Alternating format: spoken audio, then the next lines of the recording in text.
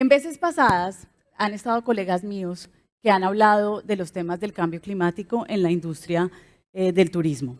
Y esta vez lo que quiero hacer es continuar esa conversación, pero traer un lente humano, un lente social en ese tema del cambio climático. Es indudable que esta es una industria que está afectada y que contribuye también al cambio climático. Si pensamos en las emisiones, por ejemplo, es una industria a la que se le atribuye entre un 8% y un 10% de las emisiones globales. Más o menos 46% de esas emisiones vienen de la parte de transporte, pero hay muchas otras categorías que contribuyen a ese otro 54%.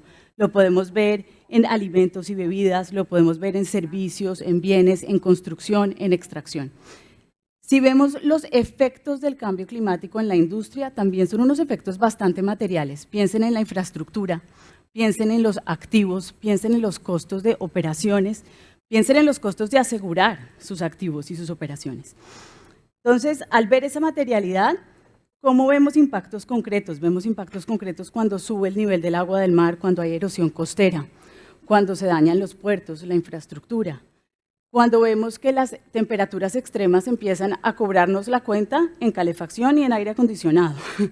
Cuando empezamos a mirar que sufrimos por la escasez de agua porque hay deterioro de los ecosistemas. Entonces, es bastante material el tema del cambio climático y si se fijan en los desastres naturales que están muy vinculados al cambio climático, en la región solamente en el 2024 tuvimos 74 impactos importantes. Piensen en los incendios forestales en Chile o piensen en los huracanes en el Caribe, el huracán Beryl en Caribe. Esto le costó a la región $10.000 millones, solo estos 74 eventos, y 7 millones de personas estuvieron afectadas. Es imperativo que la industria se ponga las pilas en responder al cambio climático. Si nosotros vemos también la parte ya socioeconómica, el turismo es motor de las economías nuestras. El turismo genera un 7.9% del PIB de la región y contribuye a un 9% del empleo. Ayer nos mostraban que a pesar de diferentes crecimientos económicos, es una industria que sigue creciendo. Y no solamente nos está aportando, por ejemplo, en empleos directos e indirectos, aporta que haya emprendimientos, aporta que vengan nuevas inversiones en la región, pero aporta también a que se mejore la infraestructura en la región. Realmente hay unas contribuciones importantes en el tema del turismo. Sin embargo, cuando este turismo no está bien manejado, cuando vemos un turismo que tal vez no es sostenible, pues entonces tenemos unos retos importantes que también tienen unos riesgos socioeconómicos. Piensen que cuando hay un exceso de turismo, las comunidades locales al final se les termina depreciando esos activos de los cuales ellos dependen y de los cuales su subsistencia depende, ¿no? Entonces empieza a haber también competencias por los recursos naturales y empieza a haber una serie de conflictos. Cuando sumamos esas dos cosas, porque finalmente no tenemos o solo la economía, o solo el clima, o solo lo social, o solo lo cultural, pues claramente el cambio climático trae unos impactos también súper importantes en las economías locales y en las comunidades locales. Acá hay unos ejemplos, piensen, por ejemplo, yo soy colombiana, en la Guajira colombiana ya la erosión costera se está comiendo la playa. Piensen en los pequeños restaurantes, en los pequeños hoteles, piensen en los comercios. Estos son comercios que están tratando de reconstruir y vuelve y se les come la playa todo el negocio. Estos son comercios que no tienen realmente la capacidad de asegurarse. Entonces, a veces terminan cerrando y las comunidades vulnerables, peor aún, terminan en un desarraigo, terminan yéndose de su país. Se llaman los migrantes climáticos. Cada día hay mucha más migración climática por todos estos temas de migración extrema. Esto genera también conflicto en las comunidades. Cuando llegan estas situaciones y empieza a haber competencia, por ejemplo, por el agua, o cuando empieza a haber deterioro de ciertos ecosistemas y se empieza a proteger solo en un lado, solo en el otro, se genera aún más y más conflicto. Y es ahí donde entramos entonces en estos términos, en estos conceptos que cada vez oímos más. La justicia climática, la transición justa, la resiliencia justa. ¿De qué estamos hablando? Entonces, la justicia climática lo que reconoce es que definitivamente el cambio climático tiene unos impactos muy diferentes en diversas comunidades, en diversos países, en diversas regiones. La transición justa que la oímos mucho más es en el contexto de la transición energética, pero que realmente es aplicable a todas las industrias, lo que nos dice es, mire, a medida que se están tomando medidas para poder transicionarnos a una economía más verde, a una economía que sea baja en carbón, estamos afectando a ciertas comunidades y tenemos que tener eso en cuenta. Y finalmente la resiliencia justa es un concepto un poquito más nuevo que lo trajo el Banco de Inversión Europeo, donde ellos lo que dicen es, en la transición justa la gente solo se está enfocando en esa transición energética y no están pensando en la adaptación. Finalmente, y eso es muy relevante en la industria turística porque la adaptación es algo que la industria hace todos los días para poder enfrentar estos retos. Entonces, lo que ellos dicen es, si no pensamos en cómo nos estamos adaptando y que nuestros actos de adaptación pueden estar trayendo impactos aún más negativos en ciertas comunidades, no estamos haciendo una adaptación bien, es bien el concepto de la maladaptación. Entonces, todos estos conceptos, más allá si escogemos el uno o el otro, lo que tienen en su espíritu, es decir, reconozcamos que hay ciertas comunidades que están impactadas mucho más por el cambio climático, que se van a impactar por las acciones que nosotros tomamos para poder mitigar y para poder adaptarnos al cambio climático, y tengámoslo en cuenta para que la gente no se quede atrás, para que esta nueva economía sostenible traiga a todo el mundo con ella. ¿Quiénes son ellos? ¿Quiénes son ellos a los que tenemos que darles toda esta atención? Yo los divido en 3 grupos. El primer grupo son las personas que están en peligro de quedarse atrás, que hoy en día participan bien de la economía. La verdad es que tienen trabajo, no sé, piensen en alguien que trabaja en una planta de carbón. Tiene trabajo, paga la comida, tiene casa, y de repente nos estamos descarbonizando y esta persona se queda sin trabajo, la señora ya no tiene la tiendita, en fin, ya los niños no van al colegio.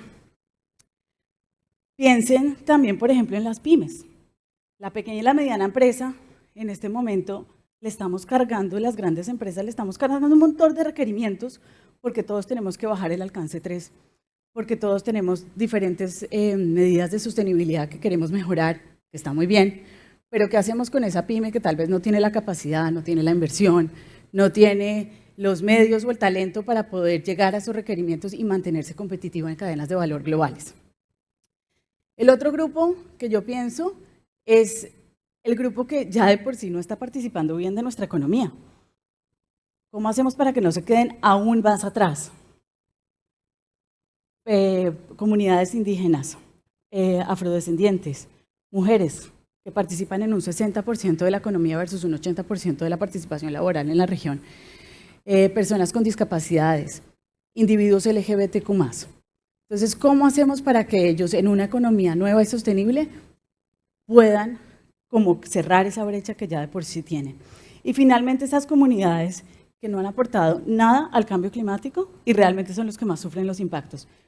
El Travel Foundation el año pasado justamente publicó un reporte poniendo el spotlight en estos temas de la justicia climática en la industria hotelera, en la industria de turismo. Y lo que ellos mostraban en las cifras es que en el 2019, por ejemplo, el 49% de las emisiones vinieron de países de altos ingresos, mientras que los países de bajos ingresos no emitieron ni siquiera un 1%. Entonces, ¿por qué nos debe importar? ¿Por qué nos debe importar invertir en soluciones que sean equitativas y en un turismo sostenible? Pues primero que todo, porque es una mitigación de riesgo. Cuando hay conflicto con las comunidades y cuando tenemos los impactos del cambio climático con los que nos estamos enfrentando, tenemos unos serios riesgos al futuro. Por otra parte, vemos que los consumidores más y más están pidiendo unas opciones de turismo sostenible.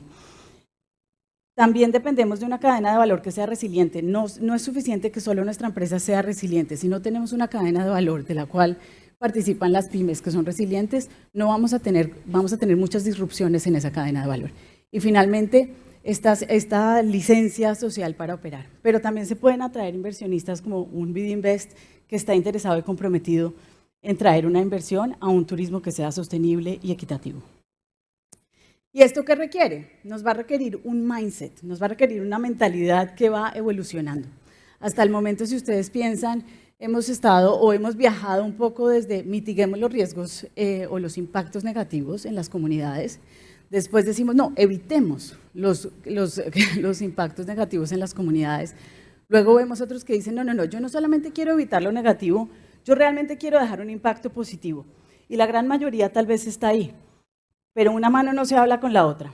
Estos son los ejemplos donde a veces decimos, tengo un plan de acción climática y yo también tengo un plan de comunidades locales, pero una mano no se está hablando con la otra. Entonces, cuando yo pongo estos temas de modelos o mentalidades de negocios que sean justos y regenerativos, a lo que me estoy refiriendo es justamente un cambio de paradigma, un cambio que sea realmente un pensamiento sistémico y que entiende que el éxito del modelo de negocio depende de una salud y una vitalidad del entorno en el que operamos.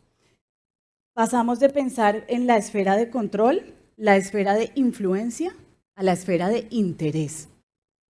Y es ahí donde yo creo que está, es aspiracional, no todo el mundo va a estar ahí necesariamente, pero yo creo que es ahí donde tenemos que empezar a apuntar si queremos tener unas acciones que sean perdurables, una acción climática que sea perdurable, responsable e inclusiva. Hay diferentes modelos de pensar cómo hacer esto para el sector privado. De esos diferentes modelos, la mayoría tienen estos como 3 buckets. El primero es en proceso. Es decir, en el momento que ustedes están haciendo una nueva inversión y están haciendo un diagnóstico, fíjense y asegúrense que ese diagnóstico entiende los impactos en las comunidades locales. ¿Qué está pasando con los diferentes, las pymes, con las personas, si es en una zona remota, con las comunidades que están costeras, en fin? Compartan eso con las personas, hagan el famoso stakeholder engagement, que sea realmente participativo y que haya un diálogo con las comunidades locales, no solo porque se las van a ver desde un punto de vista de vulnerabilidad, sino porque también son las comunidades locales las que han vivido ahí muchísimos años y saben, y tienen una cierta sabiduría e inteligencia de cómo adaptarse en ciertos temas. El segundo bucket es el distributivo, es cómo estamos distribuyendo el valor que estamos generando gracias a ese destino turístico. Y aquí, pues obviamente desde lo básico de la generación de empleo y la generación de cadenas de valor locales, que también pueden empezar a pensar qué diferentes habilidades vamos a necesitar o qué ocupaciones o qué categorías en mi cadena de valor yo ya no voy a necesitar porque voy a ser plastic free, por ejemplo. Pues ya no voy a necesitar al señor que me vende las botellas de agua, pero de pronto le cuento y le cuento cuál es la oportunidad para que realmente podamos empezar a generar esas sinergias. Experiencias de turismo que realmente conectan al turista con la comunidad, con esa regeneración de la comunidad. Más y más, y el siguiente panel va a hablar un poco de ese tema.